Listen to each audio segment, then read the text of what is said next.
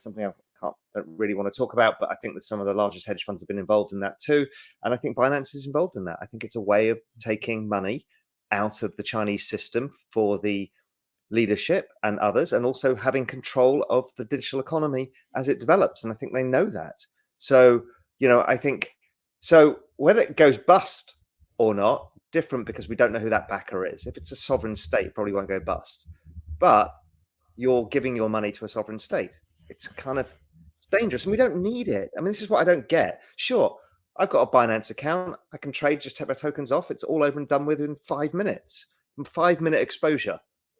But why do people, I mean, I got into this space because of what happened in 2012 in Europe when the banking system went under, in 2008, that we can self-custody assets.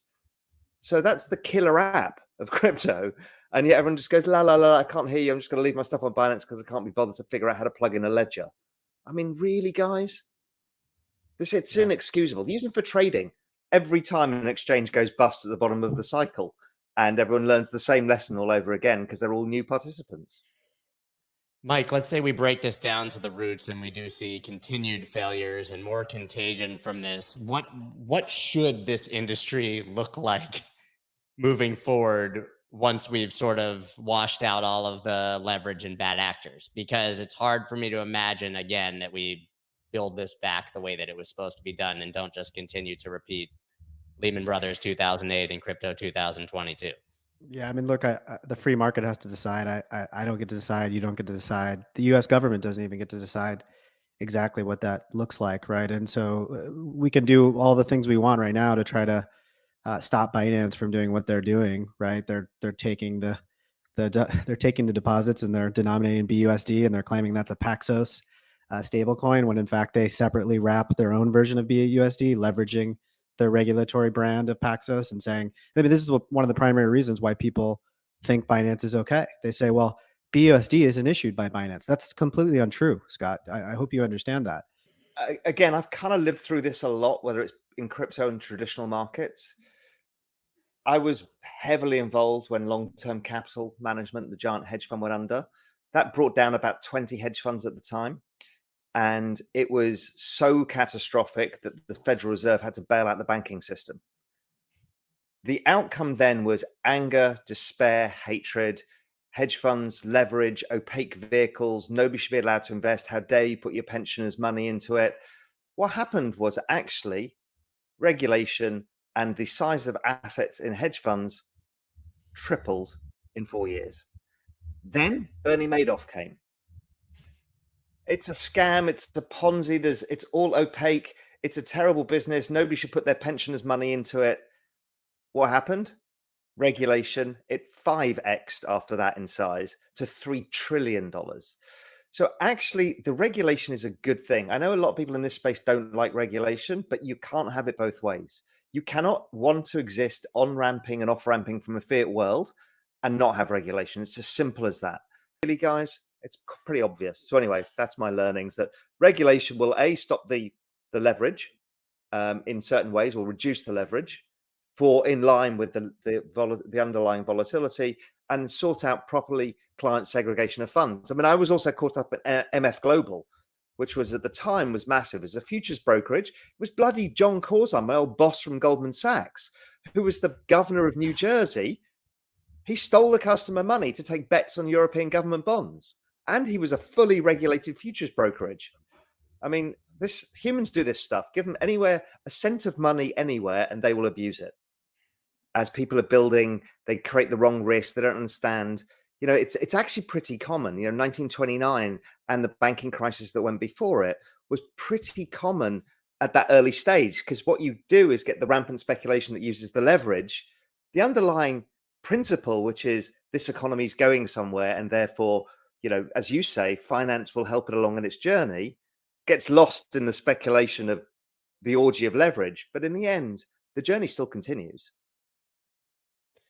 Yeah, the interesting question talking about regulation, and I also agree with everything, Lex, that you just said. When it comes to regulation, I mean, I've made the argument, and a lot of people have, is that they should have already done it.